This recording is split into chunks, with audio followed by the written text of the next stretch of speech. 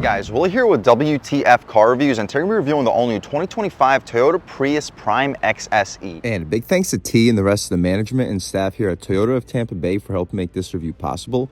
I'll leave a link to our inventory below, and if you're looking for a new car, SUV, or truck in the Tampa area, I would definitely recommend checking these guys out and ask for T. And for those of you guys who don't know, the Prius Prime has been Toyota's plug-in hybrid version of the Prius since 2023. Capable of around 50 combined miles per gallon, up to 44 miles of pure electric driving, with almost 35 miles at highway speeds. In pure electric, the Prime will reach 0 to 60 in around 11 seconds, which is pretty close to the flat-out performance of the previous generation Prius, and with the 2-liter gasoline engine engaged, it's capable of a 6.5 second 0 to 60 time. Available in 3 trim levels for 2025, ranging from the $34,000 SE up to the $40,000 XSE Premium. Here we have the regular XSE, just under the $37,000 base price point and right at $37,000 with this white metallic paint color. What else do we get for that money? Let's jump right in. So it's a little bit funky looking from the side profile, but I think it's a 10 out of 10 improvement compared to the previous generation. Full front parking sensing, black contrast with a black headlight housed LED headlamps with an LED daytime running light up top, chrome Toyota badge, and some aluminum contrast for the lower bumper area. The fog lights, as you see, in each corner. The wheel and tire setup, we get these black and silver contrasted 19-inch rims, and they look really aggressive with some gloss black for the wheel well area, 5-lug pattern wrapped in Toyo tires Extensia all seasons. The dimensions are 195/50 R19s. We'll see how the 50 sidewall tires keep the ride quality. If I remember correctly, the Prius has a very good ride for this new generation, and we'll see how these 195 wide tires put this 220 horsepower plug-in hybrid's power to the ground. We mentioned the gloss black wheel well area, some aggressive rocker panel side skirts, black contrasted mirror caps, no LED turn signals on them, but we get blind spot monitoring on the glass. All black trim for the window trim. We get a funky rear door handle too, same rear wheel and tire setup. The only difference is a smaller brake caliper with more of that gloss black contrast. I'll take a step back. Hopefully you guys can pick up the side profile on the 2025 Prius Prime. We get our gas cap on the left side, the charge port on the opposite side. The rear end styling reminds me a little bit of the new Nissan Z. Very aggressive, black taillight housing with a smoked Toyota badge, blacked out XSE in the top right corner. Shout out Toyota of Tampa Bay for helping make this review possible. Black Prius lettering, plug-in hybrid electric vehicle on the right side. Full rear parking sensing, reverse lights in each corner. Our exhaust tip on the right side. We'll try revving up this 2-liter 4-cylinder and hear how she sounds.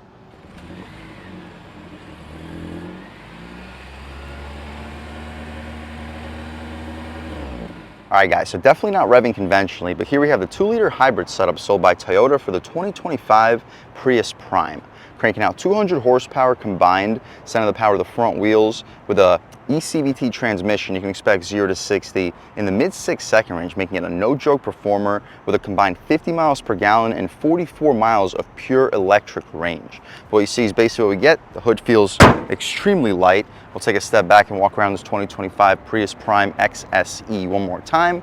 We have smart access for the driver and the front passenger. Up top, soft touch materials continuing for the center, aluminum door handle, and a cushy soft leather armrest, 4-window auto-on touch, 4-way adjustable mirrors, and some decent storage down below. We don't get the upgraded sound system here on the standard XSE, but still sounds pretty good for a standard system.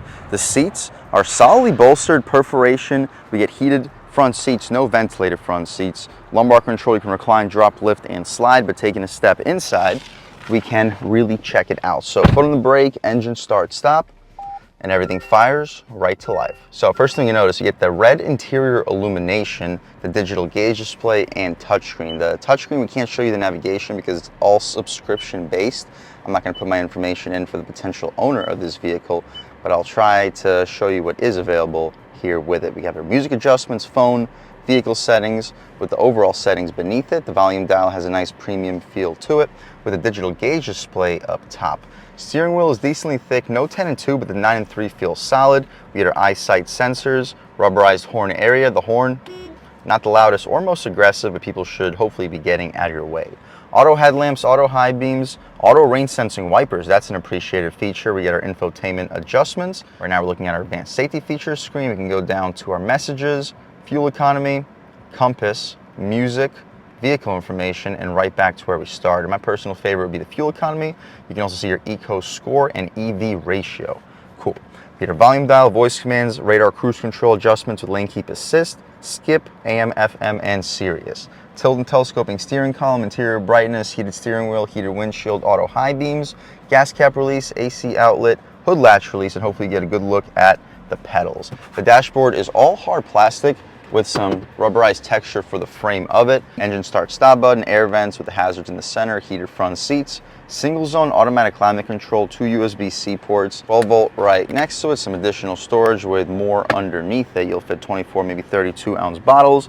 The gear selector for the eCVT transmission, backup camera, pretty high resolution, guidance lines, but no trajectory. Throwing it right back into park, we return right back to the previous screen.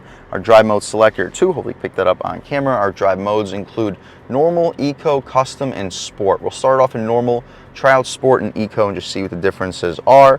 Our auto, EV, and hybrid differentiation with our auto hold charger for the EV behind it. Electronic parking brake with auto hold traction control you can disable with a wireless phone charging pad. Nice soft leatherette armrest with decent storage. You'll fit 4 or 5 12-ounce cans with 2 USB-C ports in there.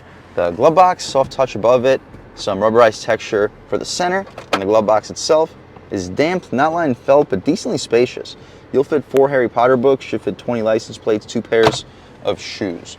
Frameless auto-dimming rearview mirror with 3 garage HomeLink settings on it. The headliner, just classic Toyota, touch-sensitive LED lighting, and that's about it for the front seat at least. This 2026 or 2025 Prius Prime XSE. Let's take a step out back, see how much space is offered back there, as well as the overall quality of the materials. So we get this funky door handle back here. It's just a button, not an actual latch. The materials are all hard plastic with a nice padded armrest, auto one-touch window, aluminum door handle, not an upgraded speaker, but as you mentioned, it sounds solid. You'll squeeze a 6-inch sub with no problem. The second row seats are still perforated. The padding does not go out to the door frame, but pretty solid looking legroom. I'm a little bit over 6 feet tall, sitting behind my seat settings, and I still have at least 5 inches of knee room, headroom, have about an inch of it. So compared to the Honda Civic Hybrid we're just reviewing this channel, very similar amount of knee room, no air vents just like the Civic Hybrid. There is something going on under the front seats, but nothing that blows directly at us. 2 USB-C ports and an AC 150-watt charge port underneath it, mat pocket behind the passenger seat. You get a grab handle for both passengers, but unfortunately neither of them have a hook for a suit or a dress. The center cubby, we get this rope that we can pull, decently soft leatherette. You'll fit 24-ounce water bottles with no problem. The interior lights back here are LED. That's about it though, guys, for the back seat. Let's take a step out into the cargo space, see how much space is offered back there, and then take this 2026 or 2025, I keep saying 2026, Prius Prime out for a drive. So it's not an automatically opening hatch, and as you see, it is a hatch. You can remove this cargo cupboard for some additional room. I'll leave a link right here to show you exactly how much cargo space is back here. Definitely a little bit more compared to the sedan competition in this segment, with some secret storage underneath and a decent amount of it. Underneath this foam, probably your spare tire. Not quite sure, I don't want to break anything for the potential owner of this vehicle. We can shut this trunk right down. The seats do fold down 60-40 split. I'd expect you to fit a 65-70 inch TV back here.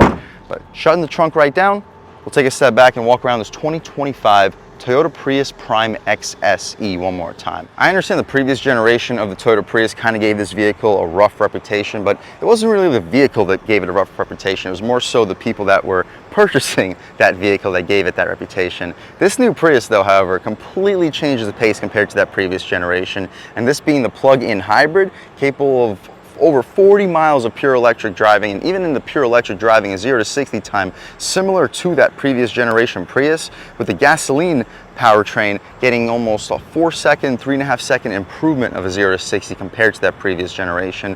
Let's take this 2025 Toyota Prius plug-in hybrid Prime XSE out for a drive and see what it's got. All right, guys, now just about seeing everything we need to see with the inside and outside of the all-new 2025 Toyota Prius Prime XSE. Let's take it out for a drive and see what it's got.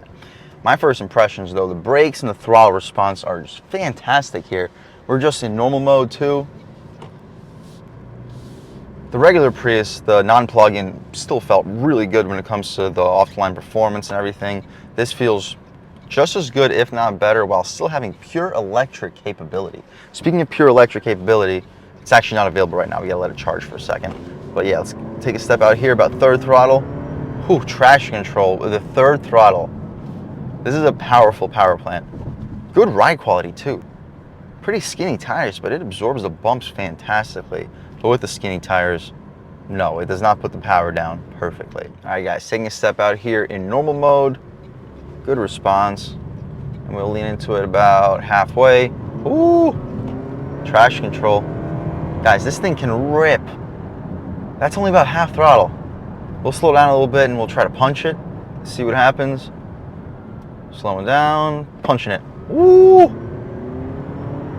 Yeah, guys, this thing can get up and go. Passing power about half throttle. Also really good. Wow. This thing feels turbocharged. It really feels like you're hitting boost when you start leaning into it. We can try it out in sport mode, see what changes up. Doesn't feel like the revs change. Steering gets a little bit heavier. Throttle gets way punchier. Every slight throttle input gives you a huge sensation of power through your butt. Steering does feel very good. The brakes feel great. We'll throw it in faster than we should. Good handling. And on the gas, ooh, traction control, but it's a very quick car. It actually puts you in the seat.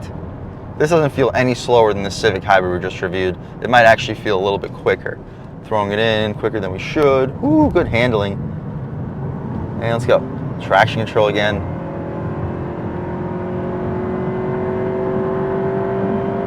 Yeah, I mean, this thing is a lot quicker than I thought it would be.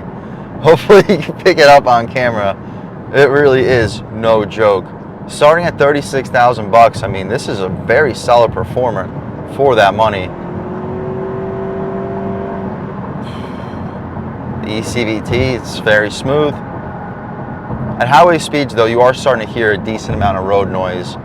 Wind noise, though, is very limited. We can take it out of sport, try it out in eco, see what changes up. About half throttle in eco. I mean, it still feels strong, but it's definitely a lot less sensitive. And sure, at highway speeds, it's not the quietest car on the road, but it's very comfortable, great ride quality, and the response with your right foot, I was really not expecting this car to be this quick. One more time, see what it's got.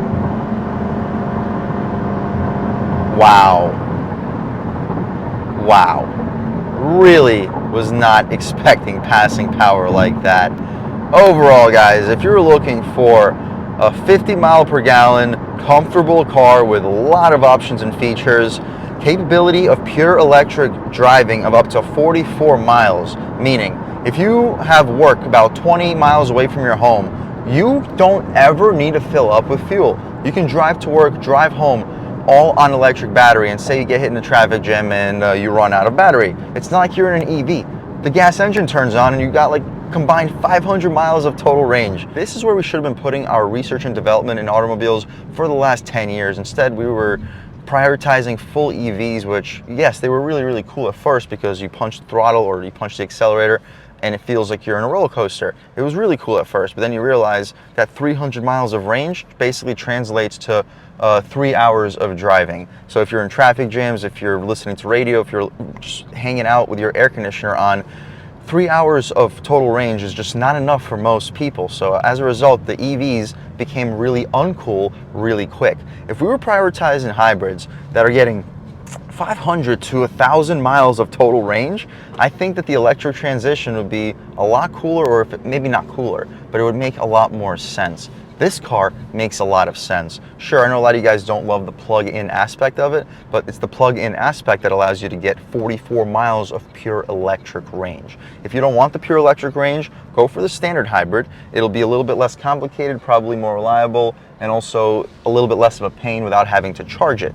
But as a result, you're not going to have 44 miles of pure electric range, and you are paying a couple extra $1,000s to have that pure electric range. If that's what you're looking for, guys, I would 1,000% recommend checking out the Prius Prime. This is one of the best plug-in hybrids that I've driven for around the $36,000 price point, without question. But if you're looking to save a couple $1,000 for something a little bit less complicated, but still gets around 50 miles per gallon, you don't need the pure electric range. You'd rather save a couple $1,000 and still keep this really solid platform. I'd recommend checking out the Prius in general. Either way, regardless of the trim level, regardless of a plug-in or a conventional hybrid, it is a really good platform, and I would recommend checking one out. And a big thanks to T and Kimberly and the rest of the management and staff here at Toyota of Tampa Bay for helping make this review possible.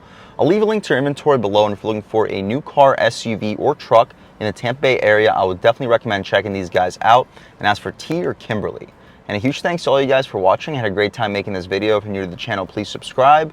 If you've already subscribed, thank you so much. You guys know the channel is just not possible without you, and I really appreciate the constant support. But again, if you haven't subscribed yet, please subscribe. Leave a like too. It really helps me out with the YouTube algorithm. That's how these videos get promoted to new people.